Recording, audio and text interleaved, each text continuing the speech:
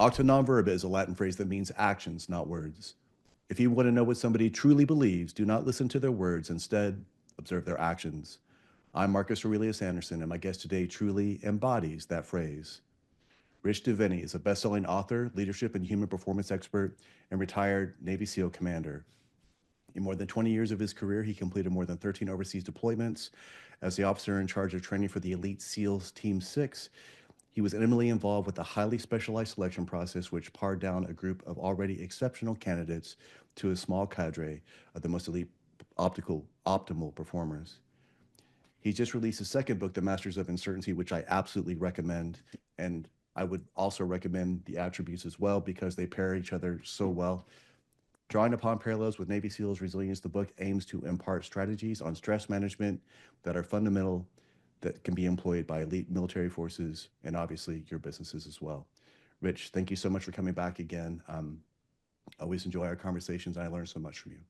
Well, thanks for having me. It's good to be back. Good to see you. Yeah, it's fantastic.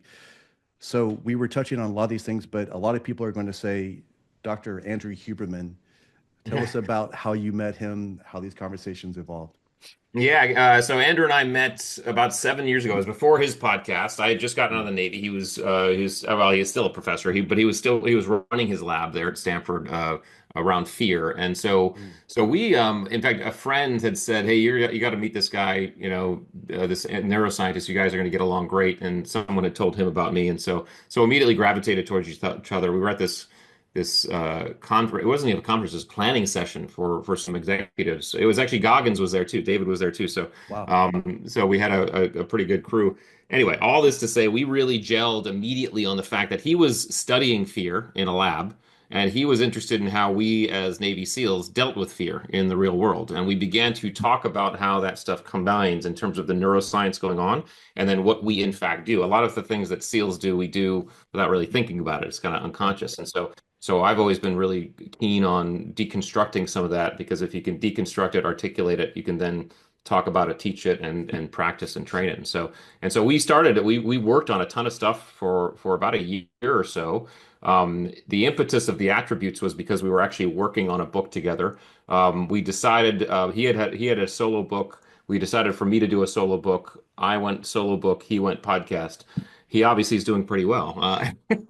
So, I would say so. Yeah. but we still talk as much as we can. He's a very busy guy, obviously. But the neuroscience in this second book, as with the first book, but the neuroscience specifically in the second book is all stuff that we developed and talked about together. So he was a huge part of that, and that's why he was kind enough to write the forward. The So. forward, yeah, he had some great things to say.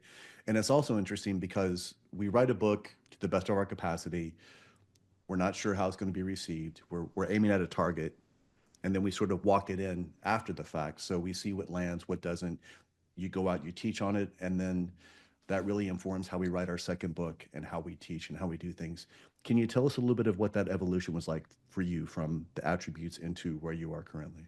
Yeah, ironically, it was a little bit reversed. Masters of Uncertainty is the book I've always wanted to write. It's Beautiful. what I've it's always what it's about what I've always been interested in, and this is like this idea that I knew even the SEAL teams. I said to myself, it was never about the skydiving or the shooting or the scuba diving. It was about the fact that we were individuals and teams that could drop into deep complexity and chaos and still perform. And so I used to define us. I said we were masters of uncertainty, and so I always was very interested in what are those aspects and factors that allow for individuals and teams to become masters of uncertainty?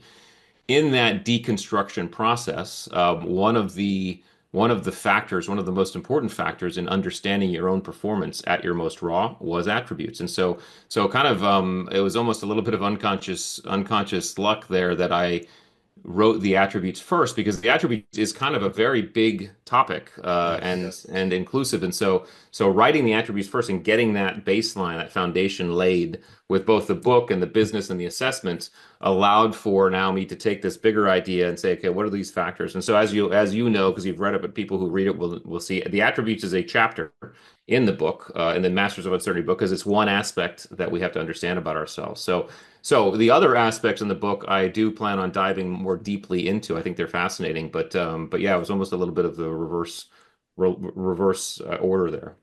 And I love the first of all the size of it. So if you're a cadet or in any kind of military service, you can probably put this right in your little cargo pocket with you, so you Yep. have it.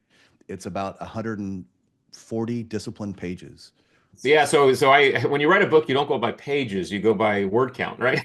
Yes, So yes, I knew so the attributes ended up being around 65, 70,000 words, something like that, which translates into a couple hundred pages. I knew that this book, I wanted this book to be shorter. I wanted it to be punchier and more actionable. And so this one runs about 28,000 words, I think. And it is just that it's smaller. You can throw it. I wanted people to be able to read it on an airplane ride yes. or something like that, or put it in their pocket and walk around with it. So yeah, that's the point. And again, yeah, the attributes. I am very proud of the attributes as a book in terms of the way it's written. It's a. I think it's. I love it. It's a long one though, and after you read the attributes, you're very well informed. There's a couple things you think you can do with it, which is great. I wanted to write the Masters of Uncertainty, so as you read it, you were like, okay, I can do this, I can do this, I can do this. So it's not only informing you, but it's telling you this is exactly what you need to go and do, and that's how I endeavored to put it together. Well, I would almost like say this is the equivalent of like a modern day Musashi or Ueshiba or even Tao Te Ching or Lao Tzu, where this is small enough to where people can go back to it over and Yeah, over and over again. And like you said, it's punchy. You have just enough in there, but it's not superfluous in any capacity. So when they go back and they say, "Oh, these, four domains of trust," it's right there, and now yeah, they can take it and really apply it. It becomes part of who they are, yeah. and that allows them to lead, influence, and do everything from this very informed decision, as opposed to, again, I'm the same way you are. I love the attributes, I love the depth, but Masters of Uncertainty is something that even people that say, "Oh, I don't read books," it's like you can do the Audible in 2 hours. Get Yeah, yeah, get rid of yeah. your excuses. Just consume this thing, learn it, and put it into play. If you really Well, want to help even people, even this is it. if you don't necessarily like reading, every chapter I've ended with some bullet points on some Absolutely. summary points to say, okay, what do you need to take away from these key takeaways, just so people can get those. I do encourage. I mean, like you said, it's not a hard read. It's a short read, so I encourage getting that background. But yeah, again, you learn this stuff as you're writing, and then of course you want to explore and experiment with different ideas and different processes. But I appreciate the compliment. You throw out some very heavy hitter names out there, so to be lumped in with those folks, I say, well, that's very flattering. So It's the truth. I'm about to finish my second book, and it's very much in the same sort of vein where I talked to Stephen Pressfield, and I was getting in my own head about what's the second book need to be like, and I had these experiences, and how do I put that in there? He was like, "You don't need to put everything into this book. Put every effort into it, mhm. but finish this, move to the next one." He's like, "It Yeah, doesn't have because if that's the case, we'll never get this thing published because there's always something." right. There's Always a always process, always something that we can learn. Oh, I can put that in the book. Put it in the next one, move on, help the people with what you have, where you stand right now. And I also love this idea of mastering uncertainty because once we master uncertainty, we feel confident enough now, if we're on the battlefield, so to speak, or if we're against an adversary, we can manufacture uncertainty. yeah. And now we're prepared for it. One, because we see it coming. Two, because we're already sort of comfortable in that environment, while the opponent may be hesitant. They're not sure what to do. They prepare You for are it. 100% correct. So the couple do outs or the my hope for people in reading this book is one, obviously to be able to deal with uncertainty better. We know it hits, whenever we don't know when it's going to hit. We're in it. Can we, in fact, on those moments, do better? However, if you practice this stuff, if you understand the concepts, then you can begin to practice this stuff with those micro moments of uncertainty so that you get to the point where you're not only operating and effectively dealing with uncertainty when it happens without thinking, because that's, you're unconscious about it. You then begin to go seek it out. We know Yes. growth, growth in human beings happens outside of our comfort zones. So we have to step out of our comfort zones to grow, to develop, to evolve. And so the more we deliberately do that, the more effectively we are as human beings, increasing our chances of growing and evolving. I mean, we're wired to do this, by the way. I mean, this is exactly why, as human beings, we've gone from cave dwellers to space explorers because we're wired to do this stuff. But I think part of this is that yes, I'm comfortable in dealing with it when it happens, but I also can effectively throw myself into it. A great story. A friend of mine is a guy named Josh Waitzkin. Josh Waitzkin Oh, wrote a love book him. called The Art of Learning. The art of learning. Yes. Yeah, and the what is it? The Searching for Bobby Fischer. That movie was about Josh. He was a Josh, chess yeah. champion. Mhm. By the age of 16, I think he was world chess champion. He and I are good friends, and although we haven't seen each other for a while because he's moved out of New York City, moved out years ago, but he and I used to have lunch quite a bit when I was there. Wow. And he used to tell me one of his strategies in playing chess was that he would deliberately throw the game into chaos. And the reason why by doing that, he had to let go of the outcome. He said, when this happens, I may not win, but I'm actually okay. And I'm confident the fact that I'm probably more comfortable in chaos than my opponent, right? So that's what his strategy was, to throw it into chaos because he knew he was more comfortable than his opponent in an environment. That is a superpower as far as I'm concerned, and can be applied to many different domains. So, Yeah, his book is incredible. He's very much a fan of the Tao Te Ching with that idea of he leans into whatever it is. He would even say what you're describing, where people would try to, all the psychological warfare that would go on. He would lean into it with that opponent, and all of a sudden it would put them on their heels because they're like, wait a yes, minute, why is he so comfortable leaning towards this thing that I'm trying to create around him that makes him uncomfortable? yeah, And then his famous quote of, "It's a marathon and it's a sprint. It's a marathon of sprints." All of these things come together very, very yes, much. yeah, 100%. Incredible guy. I had Emily, um, one of his Emily Kwok was on. She's a Brazilian Jiu-Jitsu world champion, and she's studied under him. But she's also been tuteled. She was a tutel. She's under his tutelage for the last Yeah, decade. yeah, yeah. Incredible stuff. So yeah, Right. these things all come together. And then we were also discussing how the attributes, these masters of uncertainty, these components, it works in sports, it works in a professional environment, and even with sports, it happens so quickly, but yet the lesson is still the same. So, because of all these things you're discussing with understanding the person, who they are, what their I am statement is, what their identity is, with the mission, the objective, now when we coach that person, if we have the guy that's getting ready to go back on the field, we can give him a very direct cue and let it go. Now he Yeah. has something to act on, as opposed to, you can't turn into a 15-minute dissertation and expect this person to be able to execute. You're just going to slow them down and inhibit their capacity. Yeah, it really is it's applicable in any domain, even in domains of less certainty. You can apply this move the horizon process, because what you're effectively doing, and what the book, at least in the beginning parts, does is really effectively teach people how to effectively compartmentalize. And compartmentalization is amazingly important in any high stakes, fast moving environment, or any environment where you need to basically figure it out and act. Because what you're doing is you're saying, okay, what is the thing I need to focus on in this moment? What can I control and focus on in this moment? Focus on that, block out everything else. One of the things you'll never see Navy SEALs do is worry about stuff they can't control. We just don't do it. It's a waste of our time and energy. Now, that doesn't mean we don't plan. Planning is different. Planning is, I'm going to, in fact, Right. look ahead. I'm going to look at what might happen, and I'm going to just create some contingency plans. What planning in fact does is it starts to minimize uncertainty to a degree, because what happens is if you come up with some plans, we would plan in an operation. Every operation would have five different phases. Every phase might have two or three contingency plans. This might happen. If this happens, we do this. What that does effectively is it takes that off the plate of uncertainty, because if that happens, you know what you're going to do, and it opens up your brain and your aspect for stuff you can't plan.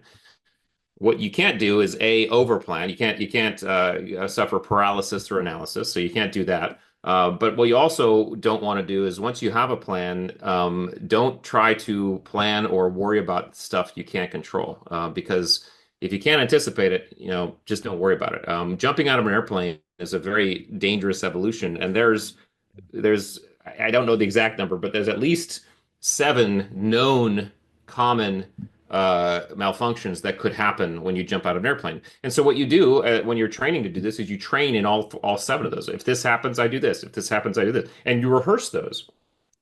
Prior to a jump, you rehearse it every time. What you can't rehearse or anticipate is something that happens outside of those seven. But you also can't worry about it. You basically say, hey, I'm going to get out of the airplane, and whatever happens, I will deal with it in the moment. But right now, I'm going to focus on getting out. nailing my exit, because if you don't nail your exit and you're all, unstable, your chute's not going to properly open. Once that exit's nailed, okay, now I'm going to focus on opening my parachute. Once that parachute's open, I'm going to focus on getting on heading and all that stuff. And so you just go step by step and work it out. And so, and you can do, you can do the same thing in the athletic realm too. Right. The athlete that runs out and is doing the thing can say, you know what, I'm focusing on this thing in the moment. I'm not going to worry about other things. I would guarantee that some of the superstars you see who are the buzzer beaters, they're the folks who I'm just going to worry about doing my thing right now. I'm not going to worry about the clock. I'm just going to worry about doing the thing. And that's what makes them the excellence performers that they are. And I think that's so important because literally everything you're describing is essentially a practice in mindfulness and presence. Yes. And the beautiful thing is, like you said, if you're in combat, if you're jumping out of an airplane, or even if we're like really sleep deprived, we have no other choice than to be as present as we possibly can, because that is going to be the thing that maximizes our survivability, first of all, and then gives us the best opportunity to accomplish the mission. So if I'm tired, if I'm fatigued, it really helps me understand I don't have time for anything outside of this. I have these objectives right now. And Yeah. even though it may not be ideal, it still allows me to perform, as you would say, optimally. Maybe not at peak, but whatever the peak is for that moment, I can muster it and really push it towards this thing, and then everything else will take care of itself. But if I Well, you're don't, absolutely right. And we have to remember the present is all that exists. That's it. Everything else is, the past is history, the future is fiction. That it's just, and by the way, we never hit either. We're never in either. We're never in history. We're never in the future. We're always in the present. So that's all we should and can focus on. Again, this is not an excuse to not plan and look ahead. right. But you do so with a deliberacy and a calmness that is not anxiety. Again, even anxiety is future. That's what it is. It's worrying about things that have not yet happened. Stress is present. Okay, anxiety is future, and so anxiety in many cases is wasteful because it's worrying about fiction, and we don't want to waste our time or energy doing that. And it's another great example of, like you're saying, anxiety. Anxiety, the definition is choosing not to choose because we cannot choose it because it's in the future. It's Right. this hypothetical. And what you're talking about too is now we're not in rumination. I'm not Yeah. asking why is this happening? Why did my chute not open? Why did I get my foot caught? No, you're asking what? What's my next step? What is my next contingency? How do I move to the next thing? And That's that's right. empowering. So if I am asking why, it's a disempowering premise. I can't get to an empowering movement from there. But if I'm 100%. asking how, what's next, I've done this, like you said, it's a malfunction. You're almost doing it, watching your body accomplish it because you're stepped outside of yourself in this motion mentality. Yes, and our brain works interestingly in those moments, in the present moments when we are in mindfulness, in presence. Our brain begins to slice time in different ways, and so this is why when things are very visceral and intense, and in some cases fast, like things are like the car accident. Things you when you think about that, it's like things almost moved in slow motion. It's because your brain is actually slicing time thinner, which means you're paying attention, which means time is in effect seemingly slow for you. That's an advantage. That's very advantageous if you are present in that slowness because you are noticing things like the Matrix type stuff where you are able to determine and make conscious decisions in those moments. But you can only do that if you are in the moment and in your presentness. And essentially moving our horizons and DPOing duration pathway outcome, which I know we'll get into, is Mhm. is the way to do this. So And even back to Josh Waitzkin, he's been on Tim Ferriss's podcast many times. And if you guys haven't heard that, buy his book, The Art of Learning, listen to those conversations for sure. He mentions in jujitsu, for example, if he has me in side control and I'm moving, he's taking thousands of small snapshots. He yes, sees the small adaptation of me counterbalancing and me trying to push. So he's right. already anticipated, like you're saying, these additional things. Yeah. So he's already multiple steps ahead as a chess master, clearly. But I think that's a great example of that as well. And the DPO and the movement of these horizons, can you give us an example? I mean, you talk about it in the book, but I think it again is very actionable. Yeah, so well, let's just talk about the neurology first. So the neurology that's going on in our brains and our systems during uncertainty is this idea that our brains are trying to figure out these three aspects of our environment, and that's duration, pathway, outcome. So duration is how long is this going to last, whatever we're in. Pathway is the route in, out, or through. And then outcome is what happens at the end. What's the end state? And so if we are in absence of one or more of these, we begin to feel and physiologically uh, uh, show up with uncertainty. It shows up in our system. An example would be this, and it's going to sound familiar. Imagine you get the flu. Oh, no, not the flu. Let's go strep throat. You get strep throat. Okay, strep throat is a known disease, and it has a antibiotic that can cure it. So you are in absence. So you know the outcome because you know the pathway. I'm gonna get some antibiotics and I know I'm going to be better. What you don't know is duration. You just don't know exactly how long it's going to take for you to get better. So you're in absence of one, your uncertainty level is mild. Imagine we get the flu. Okay, flu is now something that is we know that most people, if you're healthy, don't die from the flu. So the outcome is that you'll get better, but there's no real medicine for it because it's a virus, right? Right. So you don't really know exactly the pathway. You're going to do your best of the pathway, and you don't exactly know the duration. So you're in absence of two. You have mild uncertainty, or medium uncertainty, I should say. Now imagine there's something shows up in the world that we have never seen before. And there's no known cure, and there are people dying from it, and we don't know how long it's going to last. Now we're in absence of duration, pathway, and outcome. This might sound familiar because this is exactly what the COVID thing Yes. was, at least at the beginning for everybody, right? Right. The whole world was in absence of all three. We didn't know how long it was last. We didn't know the outcome. We didn't know the pathway through it.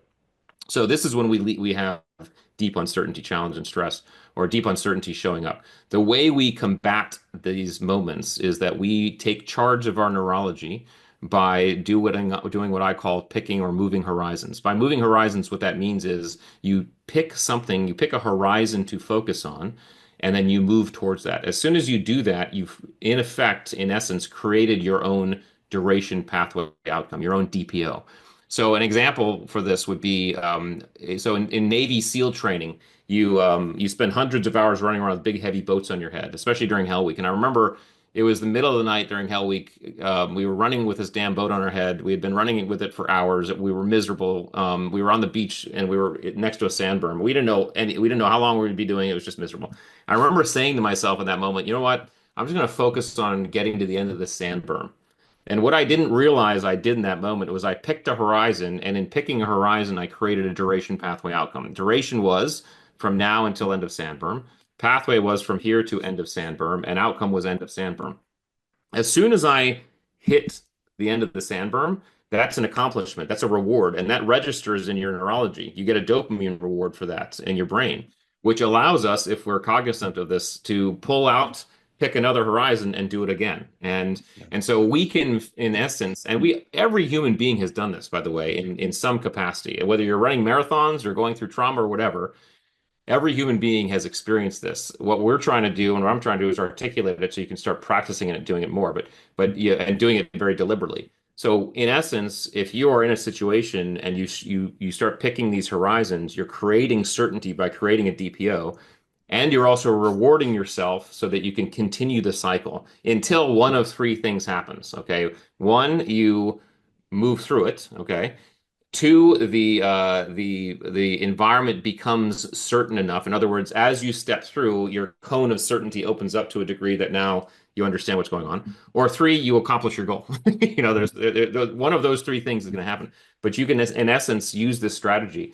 And then what you have to do, of course, is you have to modulate those horizon distances based on your own subjective perspective. In other words, the dopamine chemical only works. Dopamine, by the way, and I know your audience is in tune to this, but it's a motivation chemical. It's not a reward chemical. It tells us this Right. is good, keep doing this. This is good, keep doing this. Okay. And what we need to understand is that if we aren't appropriately picking our horizons, then we may pick something that too easy, which means we don't get dopamine, or too hard, which means we run out of dopamine or we run out of the chemical, the dopamine that's driving us before we get there. Okay. So those horizons are constantly shifting for the individual based on Right. intensity of environment, and they're very subjective. In other words, um, the intensity of the environment could make that horizon very short. I remember being freezing in the surf zone during surf torture and SEAL training, and I would be like, I sometimes be like, I'm just going to count 5 waves. That was my horizon in the moment. Sometimes I'd be like, I'm going to wait till I'm going to get to the next meal. That's a longer horizon. So, Yes. but these are all very subjective and based on the intensity of what's going on, and we have to remember that. But this is exactly the strategy to move through this stuff. And that's so powerful. We break the big adversity into these micro adversities that are more, we can, these are bite Manageable. size. Yeah, they're This is manageable. this is the this is the neurological equivalent of eating the elephant one bite at a time. This is exactly what it is. Yeah, it's perfect. And this also kind of breaks into this grit myth that you discuss in the book as well. Yeah, yeah. Well, again, grit. We have to understand the that successful people aren't successful because they just power through and they're just monsters, just power. They're just super people, right? It's the grit myth. It's like that all you need is just to struggle and power through and just put your head down and roll. No, there's a strategy that is required to actually make it through this stuff because that struggle may be long term, and we none of us have energetically what it takes to do that long term without at least damaging ourselves Right. or going down a spiral. So the grit myth is just something I wrote about because I think people think that, oh, all it takes is grit. No, no, it actually takes thought. It takes grit, yes, but part of grit is resilience. Part of grit is adaptability. Part of grit is perseverance. Part of grit is courage. And so you have to be able to manage those. Resilience, by the way, is recovery. That's what it is. We have to understand what are those ways we can actually move through an environment effectively. We use the attributes that create grit, but we also use neurological strategies, and that's moving horizons. And I think that that's fantastic because you also discuss this, the physiology component when it comes to breathing. Um, the now famous box breathing, which a lot of people don't know, came from the Navy SEALs. Yeah. The 4-7-8 is also pretty powerful in my opinion. Yeah. I even do a 4-8-12 with the psi at the top of the eight on the, Yes.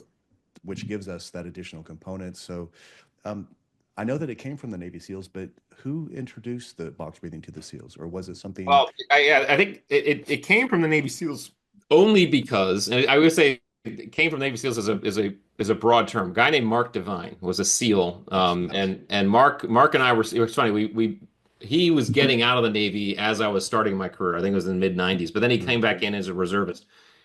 So we never really connected while we were in the teams, or while he was reservist and I was in the teams. But we did connect on the podcast, so we know each other. Mark really, I think, and I don't know if he takes credit for creating box breathing. I'm not sure, but he certainly popularized this idea of box breathing and has taught it to folks in the SEAL teams. I hesitate to say the SEALs use this stuff because I never was trained in breathing as a SEAL ever. No one ever talked about breathing in SEALs. So I don't know, and I don't know if that's changed now. But what we have to understand about breathing and box breathing is one technique. When we're talking about anxiety and we're talking about stress, what happens is our autonomic arousal, as we get stressed and anxious, our autonomic arousal goes up. It starts to, and we start to veer into our sympathetic nervous system. So our stress response is starting to get us agitated and get us excited and all that stuff. So our autonomic arousal goes up as we begin to get higher and higher in autonomic arousal and possibly fear. So amygdala is getting tickled, our amygdala is getting tickled.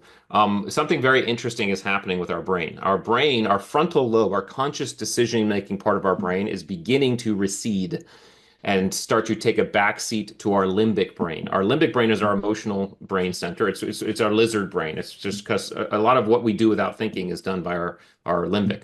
If we reach autonomic overload or amygdala hijack, what has happened in that case is that our frontal lobe, our conscious decision-making brain, has taken a complete backseat, and we are now running on our limbic brain. In other words, we are acting without thinking. Okay, this comes in very handy for things like jumping out of the way of a moving train, or even pulling your hand away from a burning hot stove, or whatever, running from a bear, whatever that is.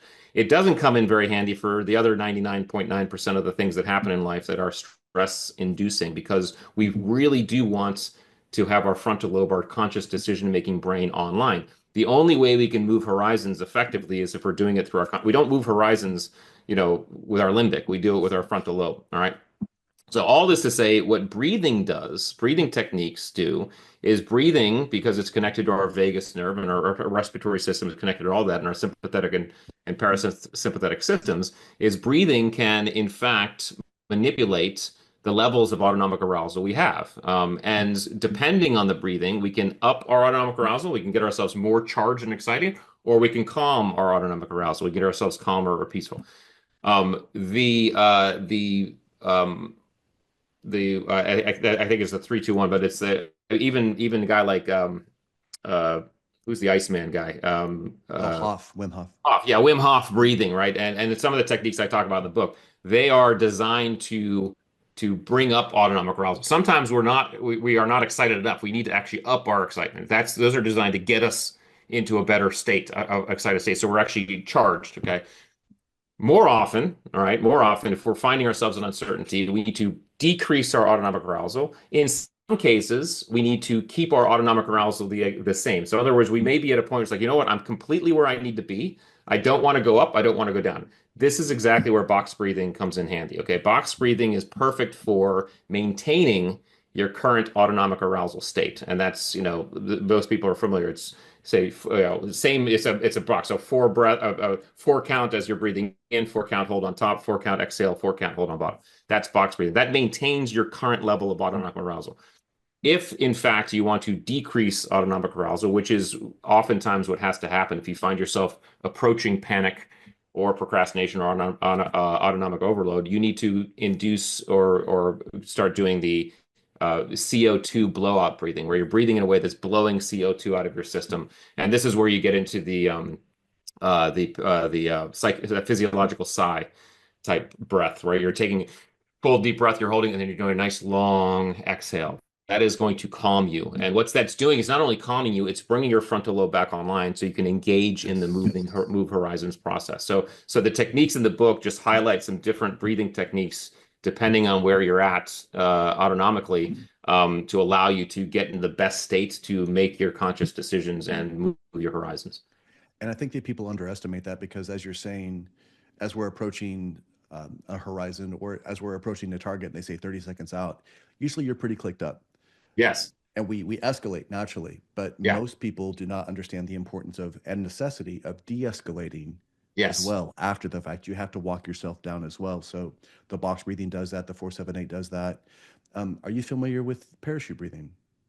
I don't think I am. Tell me about it. The irony is you would know much about it, but it's simply the same thing. We're just taking a very quick inhale through the nose and then that big CO2 blowout through the mouth.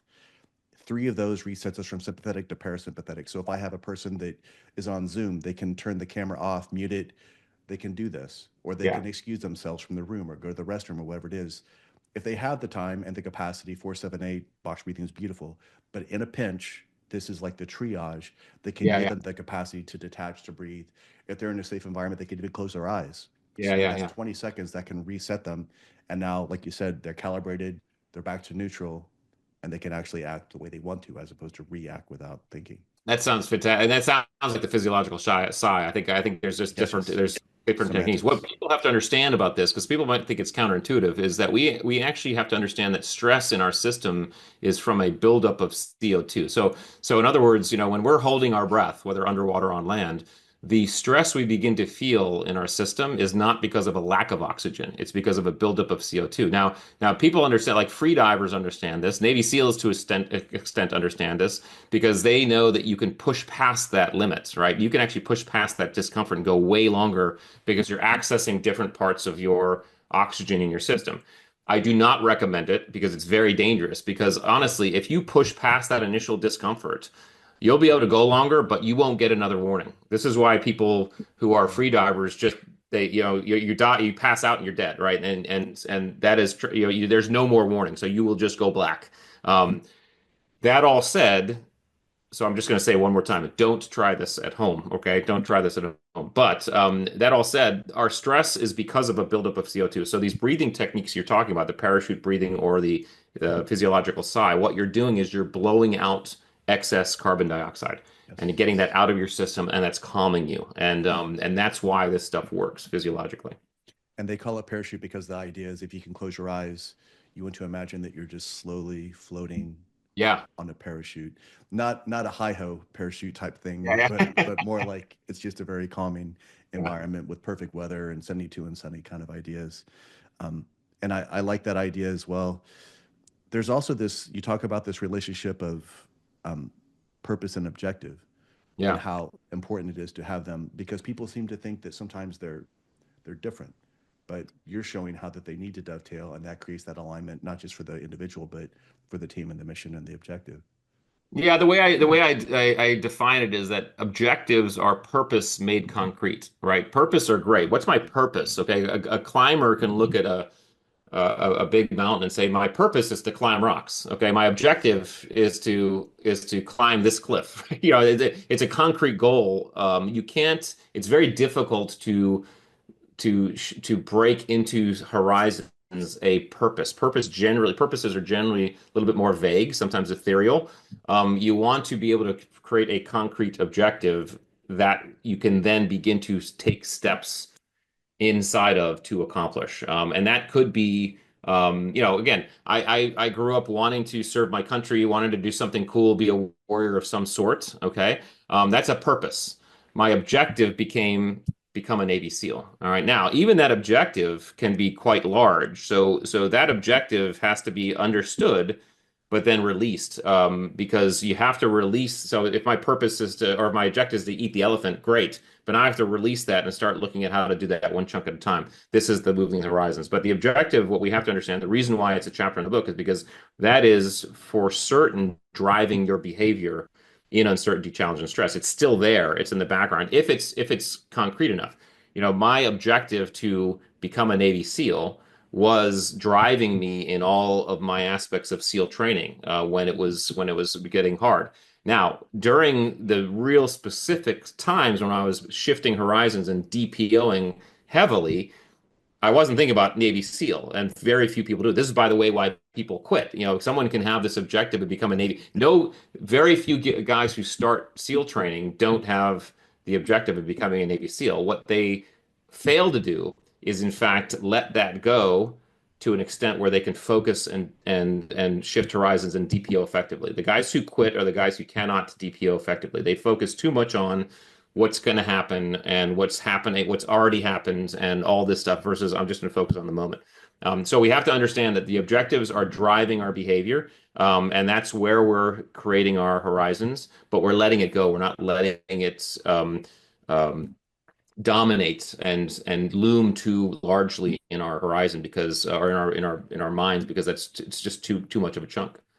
It is, and like you said, if you had this idea that I'll quit tomorrow, that keeps you in that horizon, or like you said, even these Yeah. smaller ones of these 5 waves or this breath or get to the next meal, it's much more manageable. And it also comes back to the two most important words that we have, which you've mentioned, which is I am. Yeah, yeah. So the I am the identity chapter. One of actually probably the most the chapter I had the most fun writing because I've actually explored this. I've explored this concept for years. I mean, I'm talking decades. I've thought about identity. I think one of the reasons is because I grew up as a twin, an identical twin, and so and when you're an identical twin growing up, you're never just one person. You're always with another person. Now I say that with deep love, and I couldn't imagine not being a twin. And I don't say that with any kind of uh, uh, woe is me type aspect. I think I say it with an interest in the sense that I've been fascinated with what these aspects of creating identity are and how we as human beings start to put together who we are based on these identities we collect. And the idea is as we move through life, we as human beings collect identities. And some of them are big and important, some of them are fairly small and benign. I mean, it could be everything from I went to this high school to I'm a lacrosse player to I'm a Navy SEAL to I'm a husband or father and or father. I'm a Metallica fan. I'm whatever that is. But every one of these identities comes with them rules and conditions, and in some cases biases that define what being that identity looks like. And what we have to understand is we're biased and we're influenced by these. We behave towards these because it's these identities we carry. And especially in uncertainty, challenge, and stress, we are going to behave towards and with deference to whichever identities are the most powerful, okay? Whether it's one or two. Usually the most powerful identity is the one we will default to. So we have to become very clear as human beings as to what our list of identities are and which ones are the most powerful and which ones are the ones we defer to. Now, the example for me, of course, would be I had two very powerful identities when I was in the Navy. I was a Navy SEAL. That was one identity. Another identity was I was a husband and father. Okay. Now, I always prioritized husband and father.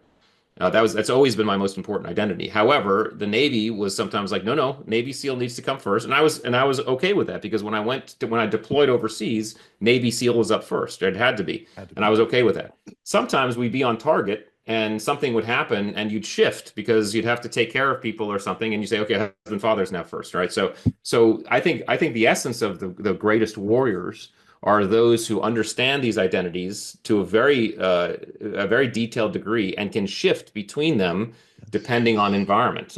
We all know that true warriors aren't the ones who are fighting wars all the time. They can actually really they can ebb and flow, and they can be the peaceful warrior, they can be the violent warrior, they can execute precision violence, they can execute precision kindness, and they could do so based on what's required at the time. These are identity shifts. And so the chapter goes into this and encourages people to understand that about themselves because that is for certain going to drive you.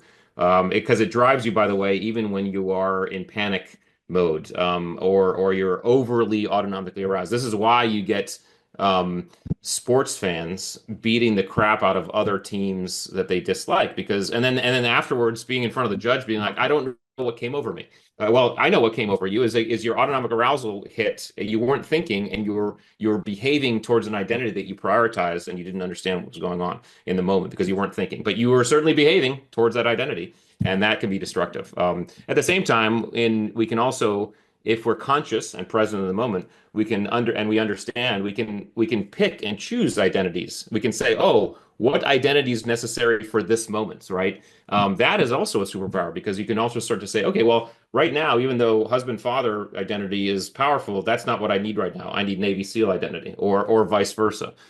So understanding this about ourselves starts to drive a deeper and more precise knowledge of what and how we're going to perform in these environments. And I love that you talked about that multifaceted component of the warrior. A true warrior has all those things. Yeah, It's not just this barbarian that swings a sword. And honestly, for some people to say, well, why do I have to have all these aspects of a warrior? Well, if you survive on the battlefield, you're going to need more than just the art of war to be able to be a great husband, a great father. What good is it to survive the battle or to defend your country or your people and not be able to truly enjoy and flourish in the freedom that you've sacrificed so much for in the first yeah, place? I agree. I agree. Yeah, it's a huge aspect of this, and warriorship is it encompasses a great deal of modalities, if you will. And we know those that we look at in present day and in history, who we consider warriors, they showcased those modalities and the ability to flex in between them, and that's important. Yeah, that again, that ability to be a master of uncertainty during peace or during war. Um, I know that we are on a certain amount of time here, but I would love to talk about something that a lot of people discuss, but they are very ambiguous about, and it's this concept of trust. And you broke it down to these four beautiful domains, these four C's, if you will: competence, consistency, character, and compassion, which sort of touches on what we were discussing. And I love it because when people say, "Oh, trust," well, again, you have to understand that I have to be able to trust you. You have to demonstrate that through these things, but also I have to trust the fact that I am worthy of the trust from other people as well, which all of these come together to give us the ability. If I'm the CEO, I'm the leader, and everybody trusts me, but I don't trust myself, it's because I'm lacking one of these areas. Yeah, yeah. The idea behind trust is not simply a feeling. Trust is it's a belief that it's a feeling that's been rationalized in some way. In other words, someone has done something. It's behavior. And one of the things we have to understand is if we want to build a trusting environment around us, the nonsensical concept of waiting until other people prove it to you is not going to work. Okay, we have to go first. We have to behave in a way that allows other people to trust us. and then they will likely reciprocate. If they don't, it's our choice whether or not we want to continue, to associate with them. But we have to go first. These behaviors are broken down in these four elements. So competence is defined as really do the thing right. Consistency is do the thing right over time. Um, Character, which is a big word, I'd say integrity, right? So it's do the thing right, do the thing right over time, do the right thing. And then compassion, do the right thing because you care about me as a human being. And so each one of these aspects, you can actually build a trusting environment or begin to build one inside of any one of these. Competence can make certainly. I mean, listen, if you and I are in a building together and it starts to smoke starts to bellow in the room, and someone runs in and says, "Hey, follow me, I know the way out." And they lead us out. We just trust that. I mean, we now trust that person based on competence. Okay. There hasn't been anything else in there. We've just seen competence. So you can build that environment there. But if you want the longest lasting, most durable trust, you need to build and focus on building all four. All four come with very specific behaviors that allow for someone else to feel that about you. And that's how you build the highest performing teams. And there's a great story in the book, which I don't want you to talk about because I want people to read the book to hear the example that you gave. Again, it was actions, not words. It was octa non-verb, but you did it in real time. There was pressure. There were consequences. And so if people haven't picked up the book yet, you absolutely need to. And you also really broke down, which I loved. You mentioned a little bit in the attributes, but this idea of dynamic subordination, which is literally what all the most high achieving teams are doing in real time. Yeah, yeah. Dynamic subordination really is it turns all of the other leadership or task organization models aside and says, listen, dynamic subordination implies that a leader is wherever the leader needs to be in the moment, which means a team understands problems and challenges and issues can come from any angle at any moment. And when one does, the person who's closest to that problem and the most competent immediately steps up and takes lead, and everybody supports and follows. And then something else happens, someone else steps up. And so this is it's a dynamic swap between leader and follower. I also call it alpha hopping. The alpha position hops to wherever it needs to be. And so what I say is, listen, I was an officer in the SEAL teams and I went on hundreds of missions and I was in charge of every single one. It did not mean I was always being supported. In fact, most of the time it was the opposite. I was supporting other people. Sometimes the environment would shift and they'd support me. But all this to say is that our position and responsibility on a team has nothing to do with our hierarchy or rank. It has everything to do with what we are there to contribute to the team. And in the moment, you are contributing or you're supporting. And as leaders, it's our responsibility to create that environment. We have to create an environment where people understand they can step up and step back and lean on each other. The way we do that is trust. You build trust and you understand attributes because you understand what everybody is there to contribute, what they can, what they can't, where we're going to be leaning. And then you start to give people the opportunity to step forward, and in some cases fail, and then you have your back, and they learn. We learn way more from failure than we do achievement. So we have to allow for people to step up and sometimes trip up and make mistakes. But that's how we create that environment. And if you do that, you create a team. You actually, well, you solve what I always used to call. I used to tell junior officers. I said, listen, you have to understand the irony of leadership, and the irony of leadership is if you do your job correctly, you work yourself out of a job.